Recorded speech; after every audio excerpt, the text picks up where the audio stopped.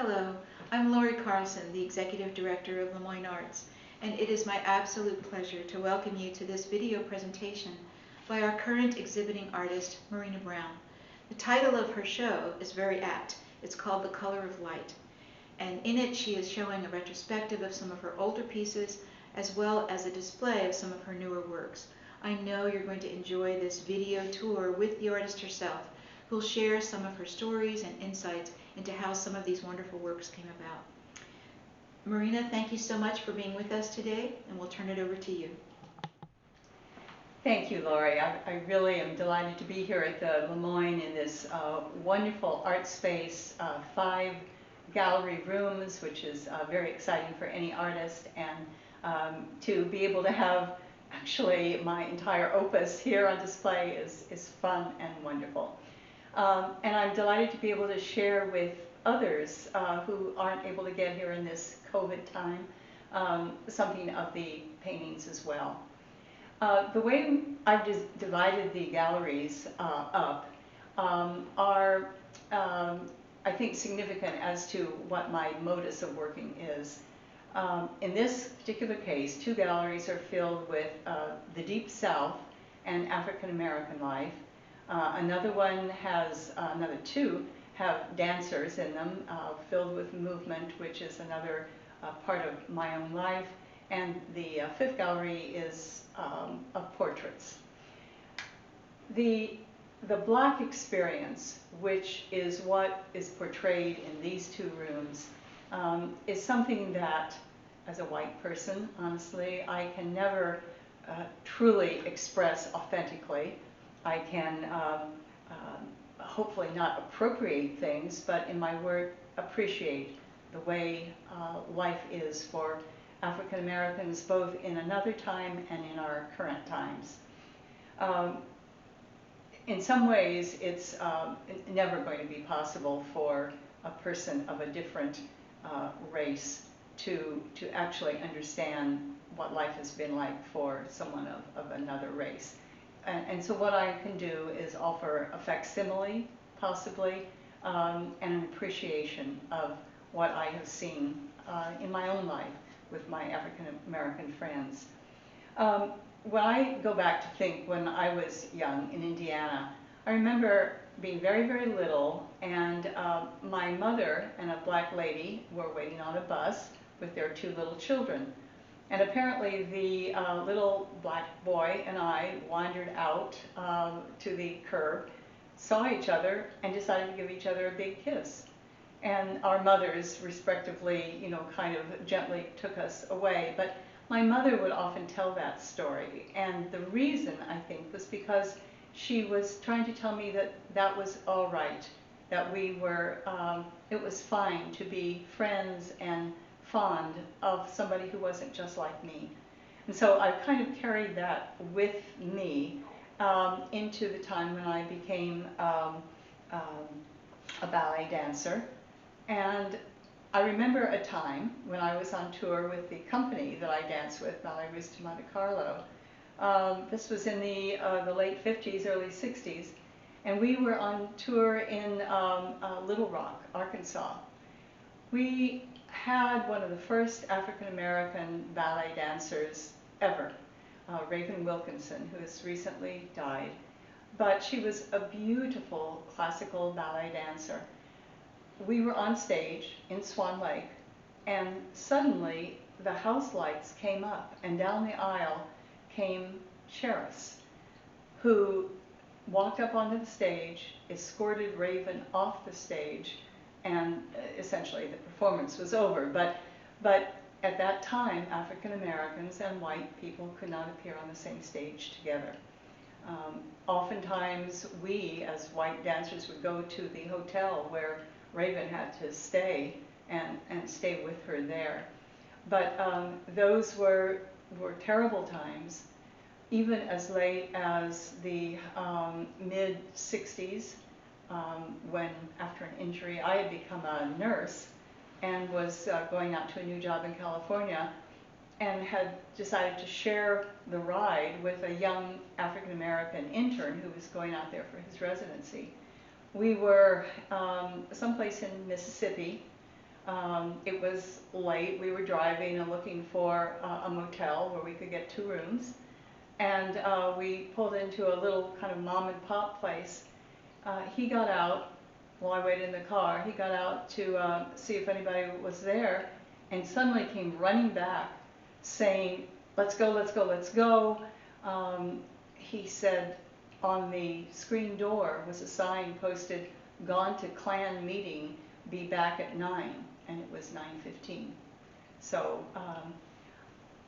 though I, again, cannot experience what an African American person might have experienced, I at least have some empathy, having felt just a little bit of what they might have gone through. So if you would like, we can maybe have a look around the gallery. Again, a lot of my own personal history lies on these walls. I later began to become a hospice nurse. And this particular painting comprises a family group, some of it kind of made up by me, but this gentleman was one of my hospice patients, a lovely older gentleman, and these were the children who kind of lived in his household with his wife. I put them into this particular setting where they're on their front porch cleaning fish. They had come from someplace in Georgia. And this would have been very typical of them and their life. And I have had this painting with me actually for many years because I'm very fond of this gentleman. Here are a couple of little girls. This is a pretty recent work. But of the many things that I love about African American life are the colors that you'll see as we move through, the colors of darker skin, the blues, the violets, the crimsons that are reflected in the skin. But oftentimes in my paintings, I like to have kind of a narrative that's going on. In the one with the 2 little girls there, they're off to school perhaps. One little girl encouraging another one, "Come on, Mom, you're going to like it here." And she's taking a shy little girl off to school. In the next one, the girl seems to be asking a question, and the title of this one is "Will You?" But I also love movement, and in each of the paintings where you see people doing things or people in groups, it's kind of asking the viewer to supply some of that narrative. It's not like in some of the books that I write where I'm telling people exactly what to see and to think and what the characters are thinking. Here, I'm asking the viewer to do some work. Are these people partying all night? Are they, what city are they in? Why is this one lady very dressed like she's going to church, and other women are a little more casual? Certainly that might be the question in the one with the family. What is the little boy who's cleaning the fish actually thinking? Why does he look suspicious? Why is he unsure? And then sometimes there is just a picture that is pure fun, pure movement. Maybe we can ask a couple of questions about the fellow in the front, but this is just for the joy of having a festival moment here. And is that New Orleans? This could be in New Orleans. It's again, it's kind of out of my imagination. So yeah, this would suggest that it is, and probably Carnival down there. There are lots of beads on the ground, but it could be in the islands. My husband and I were sailors, and we spent a lot of time in the islands, which we'll see later. But I think, and we'll see as you will move around, I'm really interested in movement and anatomy. And even though these figures are very loosely drawn, it's really important to know the structure of the body, maybe to have moved some yourself. You can see the torque you know, the pelvis goes this way, the shoulders go that way, the neck goes a little bit differently. So having been a dancer and a nurse with some idea of the body structure is helpful. This lady, actually, I did have a photograph, but the woman was bald in that case, so I did give her some hair. And but she is filled with maybe the Holy Spirit. Here's another one where I've kind of juxtaposed some ladies at a juke joint, maybe on the Chitlin circuit, with a lady who also looks like she's come from a Wednesday night prayer meeting, but she's pretty involved too, even though the ladies at the table aren't thrilled about it.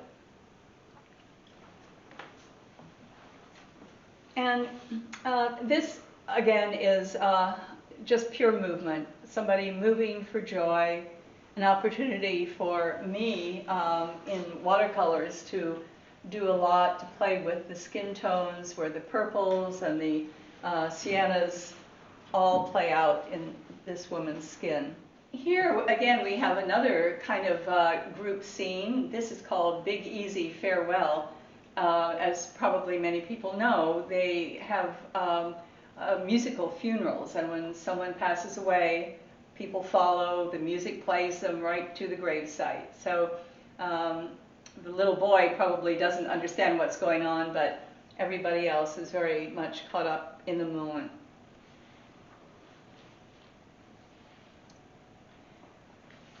And then some things about African American life aren't as joyful. This little boy, we don't know why, but he has been shamed, is the name of this. This actually is pastel on paper that is a placemat from Italy. They had this wonderful rolls of placemat paper, this great color. And so I came back recently with lots of it. And as I kind of thought about African American life, you'll see perhaps on this one there are little strips of newspaper. They're actually obituaries. The woman in the center is a woman I met in Tanzania. She is black, and I guess my thought here was that this is called the mother of us all. So she saw her people leaving the continent, coming to America. Maybe there would have been hope. Maybe life would have been different. Maybe things would have been good. Things aren't always. And so, yes, maybe things could have worked out better is kind of the thesis here. And here is just sort of down on the farm, shucking corn, a pastoral scene. Pleasant, but they are poor, and hopefully there will be hope in their future for something slightly better. Finally, in this room, there's another farm scene where I've actually put some cotton right onto the paper. It's called Don't Feel Much Like Singin'. So yes, farm life is hard and long. This takes us back to a far off time with a black mammy and her young charge. This is called Between Us There Is Only Love. And I think, you know, this older black lady would have been very happy holding her own grandchild, but instead she's minding this one. She loves him and he loves her, but it would have been nice to have her own little baby in her arms. And finally, in this room is Freddie Gray recalling what's going on now. This was painted, what, 5 years ago? And things haven't changed too much yet. And hopefully they will. And we have another room of the Deep South. This little girl is actually one of my favorites. There's not really a lot going on except for the fact of the sheer joy in her movement And she doesn't need a lot of background. She just can fill the page all by herself. And again, for artists, there's a lot of color going on here. There's blues, even though it's subtle, blues and siennas, some crimson, and then just the quiet of her dress. We have another one here. This one and another one I'll show were actually taken as stills from a television show I was watching on people from the Gula Islands, the Geechee speakers, and so this is off the coast of South Carolina. A lot of African Americans had settled there. They have kind of their own patois, I guess, their own language, and so they're having a lovely picnic. Here, the fronds and so on were done with mastic being painted on first, and then the paint laid down and the mastic taken off. So you get to see the brightness of the leaves as the sun hits them. And then the other one that was also taken from a TV still, another scene of people. Probably she's teaching the youngsters about a Bible story, perhaps, but they're rapt and paying attention to her.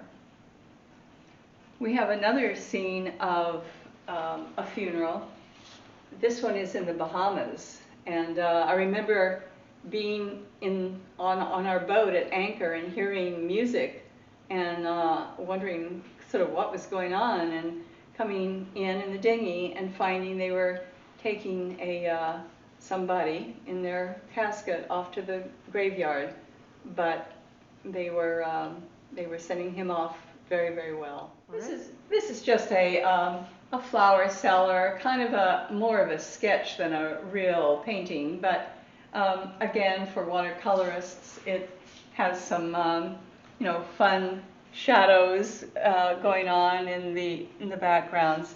Backgrounds are really incredibly important. You can have something wonderful in front and the background becomes flat and dull. And here I probably spent as much time doing various things in the perimeter as on the woman, who is just painted very straightforwardly. Kind of the same thing can be seen here in a baptismal scene, where the reflections are filled with color that are coming down, kind of playing back and forth off one another. And the darkness of the hand really kind of makes this whole picture. I like to go to African American churches that are filled with life and joy and emotion, and so this is an evangelist, and the church ladies, the church mothers, are filled with praise. The two little children sitting in the front pew there are learning. They're seeing what it means to praise the Lord, and so that will be passed on to them. And then probably we've just passed the 4th of July here, so this might have been happening someplace on a stage where people just let loose and had a good time. This particular vantage point from kind of down below the stage, looking up, and footlights reflecting onto the chins and legs of the dancers, is something that you might see in Toulouse-Lautrec or even Degas, where often they were in the orchestra pits looking up at dancers. But it really makes for interesting shadows and lots of play of light, which is interesting for a painter to do. And these other ones are kind of rural scenes, little children dancing, doing the chicken dance in a kind of a rural setting someplace, in a yard. Same thing. Next one. The colors aren't very bright, but somehow that's all right. They're having a good time, but you know, they're restricted still. So it's more of a memory than the vibrancy you might see elsewhere. And one more church lady scene, the church mothers praising and a little girl coming to understand what it's all about. So shall we go on to another room? This one will be dancers of all different kinds, from flamenco dancers to ballet dancers and hip-hop too. So come on. These, I start here with a picture of ballet dancers.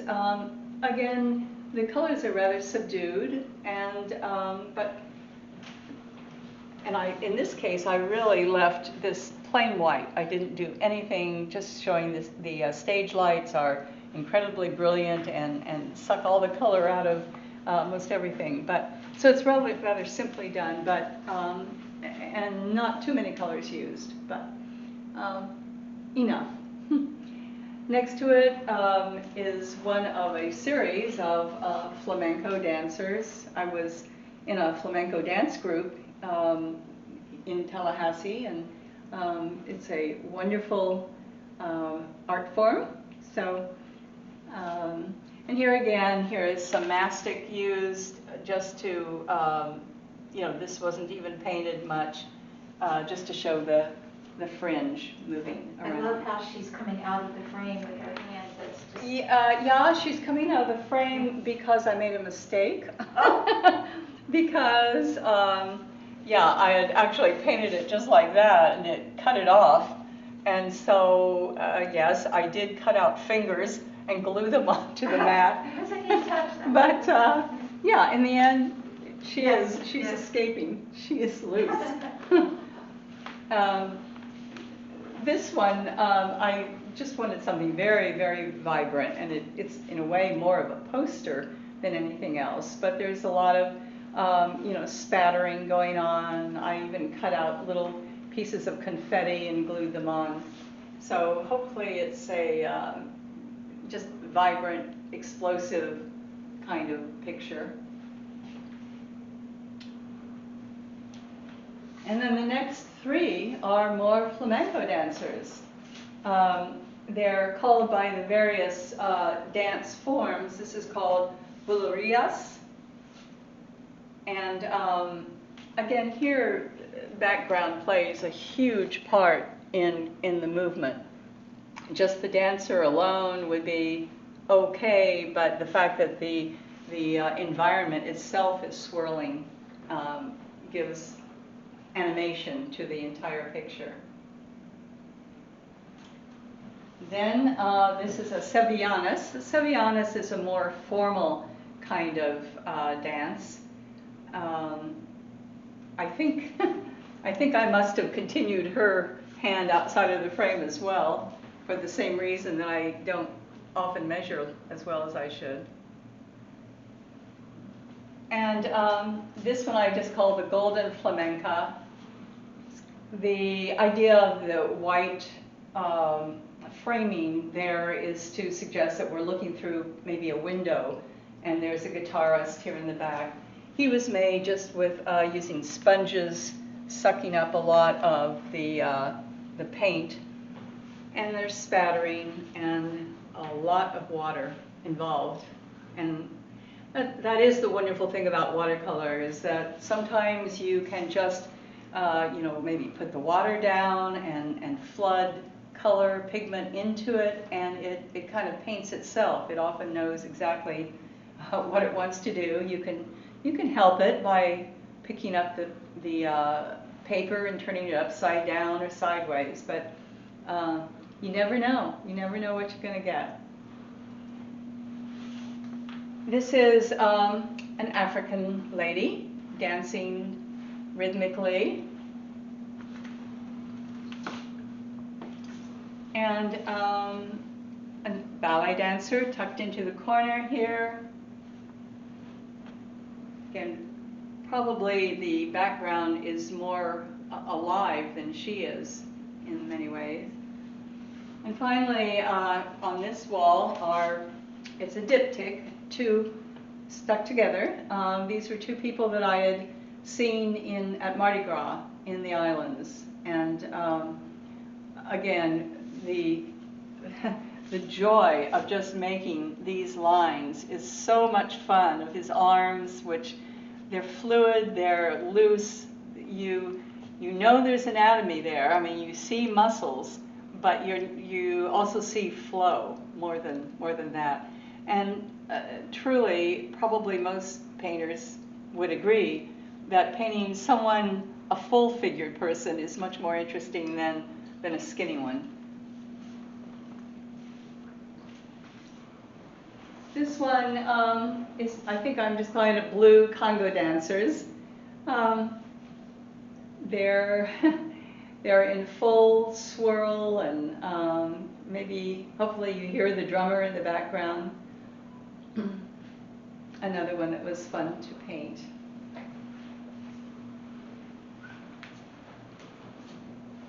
Following the kind of Mardi Gras theme, this was in Martinique. Again, color. Typically, you would not paint a cheek, like this lady's cheek is almost, it's just orange. But in such a setting with such a theme and with that much movement, you can get away with just flooding color all over the place and not being afraid of it. That's one thing I often see with watercolorists. They're tentative. They're a little shy. But, here on her thigh, up in this part of her arm, it's, magentas and reds, and just, don't be afraid. Think about what's going to be reflecting off of what, the purple on her elbow, and then it kind of pulls your whole painting together. This one is an older one, but one I've always kind of liked. It's called La Belle Epoque, kind of takes back to the 1800s. There's a violinist in the middle with maybe 4 or more women around the side, but I've kind to, layer their hand, and every place a body part crossed another body part, I gave it slightly a different color. And so it's busy, but kind of fun to explore in there and see what you find. This was actually done on that same Italian placemat paper for Amy Lowe, who's a teacher in Tallahassee of ballet, and she gave this as a graduation gift to one of her students. So lovely, lovely young dancer. Yes, she's thin, but she was still nice to paint. It is pastel on paper.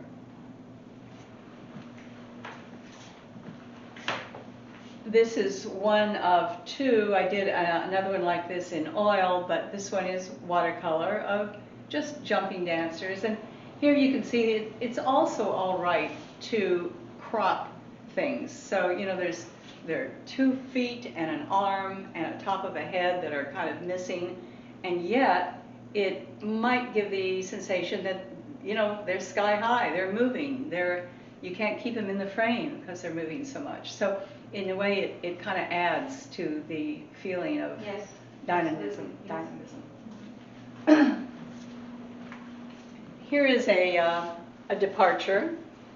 These are hip-hop dancers, and you can probably see, here's one, here's the fellow on the floor, this guy's bending over sideways, here's a guy jumping in midair.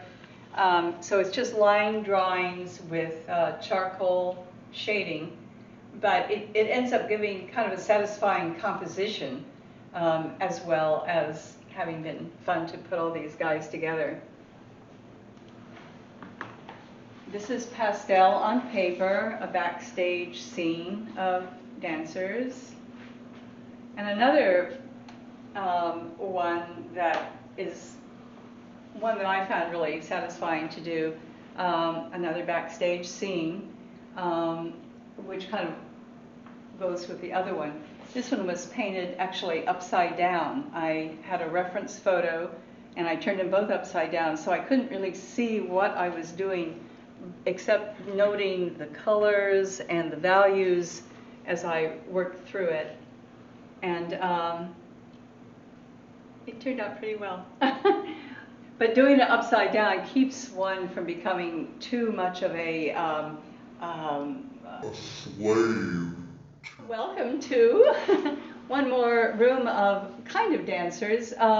This girl is called Umbrella Girl, for obvious reasons. Another, looks like it's another one in a carnival setting. A lot of movement. The only thing that is static here really is her eyes that have you pinned.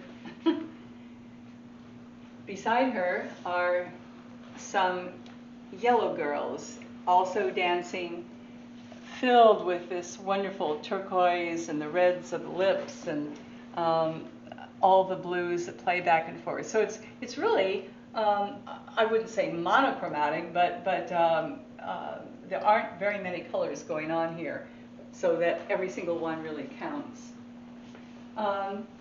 Let's go to look at one that is not a painting really. It's on foam board, and it's really just paper. I drew the outline of the dancing flamenca and then found wonderful pieces of paper that kind of went with the flow of the dress. So this is balconies in a theater in Europe. This is striations of some geological formation. Here are carpets all piled up together, and this is the wicker of a chair. But all in all, it ends up being kind of a dramatic piece. This one is pastel on just a piece of board. Just really kind of fun. I wouldn't recommend that color board to paint on or to do anything on, but there it is. Beside it is a, perhaps people have heard of Leda and the Swan. This is Leda and the fish. She's maybe going to be seduced by the fish, but we won't think how. This one, though the lighting isn't really good on it, it's some Cuban women, so it's pastel on cardboard, a cardboard box, as a matter of fact, that I found lying around, and seemed to actually kind of be a little bit in their skin tone, and I was able to bring it out a bit. This falling girl is pastel on paper. I was actually able to use this image. I write books also, and so this became the cover of a book called Lisbeth. And then we have my newest and first attempt at doing anything equine. It's called Zebra with like 3 E's, but he was really fun to do, and I think I may do a few more, only because all this flood of color in here, and just every color you could possibly imagine was really fun to do. And in this room, just 2 more dancers. She's called the understudy, waiting with much anticipation for somebody to stub their toe. And the other one is called preening, and they're 3 girls. Again, you know, it's important to feel comfortable with anatomy and where muscles insert, where the bones are, and to where to lay the shadows in. So let's go to the very last room, which has a few portraits of people I'm particularly fond of. It's one of several people I did when I was in Tanzania. She's got this absolutely angelic face, beautiful, sweet woman, and I actually could have painted her all day. especially the African foreheads are rounded in a way, almost like a bowl, and so it's beautiful to get the shadowing and be able to show that roundness. The lady beside her is pastel on paper, La Nubienne, and beside her is Alexandra, my daughter, who very sweetly has remained like about 10 years old through the years, but a way I will always remember her. Portraits are really valuable as a way of documenting, even though people say, oh, you know, I can get a good photograph, but there's something about a painted portrait that will always remind you of that person and that moment, and it's so ephemeral that it's valuable.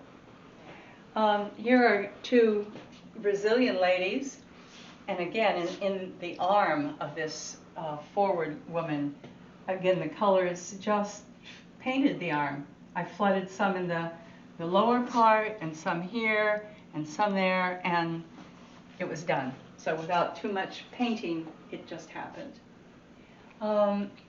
Here we have, maybe not very happy, but 3 prisoners, just paint over, or pen and ink over paint. This is an older, probably Arab man, whose title is I Have Much to Tell You, and he probably has seen a lot.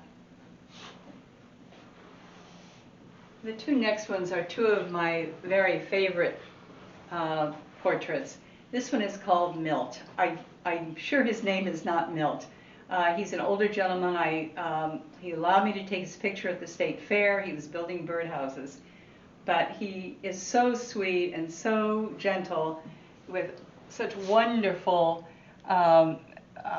sags in his face. They're just charming. And his eyes were filled with knowledge. Even the red in his eyes tells us something about what he's seen and done in his life. And beside him is a young man that maybe on first blush you might think is arrogant, angry, suspicious. I've titled this, Get Behind Me, Satan. So I see him really as a young man with willpower who's going to go off in the way he knows to be right. But what was interesting about this is that I painted this on paper that really wasn't watercolor paper. And as the watercolor dried, it began to contract the paper around his head. And so the end-up result is kind of like these radiant beams coming off of him, so that he becomes like an icon, kind of like a saint, maybe. Beside him is an older man whose life has not been easy, and all he asks, the title is See Me. Here again, the mastic was used for his beard. The little girl here is just walking on the beach, maybe a cold day someplace in New England. And finally, 3 horses who got their portraits drawn, even though I am not a horse painter and I have much to learn about muscles in this case. This is painted on roofing paper. It is, just hard black, but with great nap, we'll say. It's pastels. And again, dancing people. Dancing, dancing, dancing. But hopefully, as artists, we also are able to tell stories as we go. And maybe they're going to be joyful. Those are always the best kind. I don't think artists should ever stay away from things that might be controversial or that they feel are truly important, but joy is also something important to communicate too. So I hope you've enjoyed walking with me through the tour. It's been wonderful being with you and being with the other people here today, And hopefully we will have more like these for you to see at the LeMoyne Arts Center. Thanks so much. Thanks so much, Marina. you. This was wonderful. I I think love you're it. not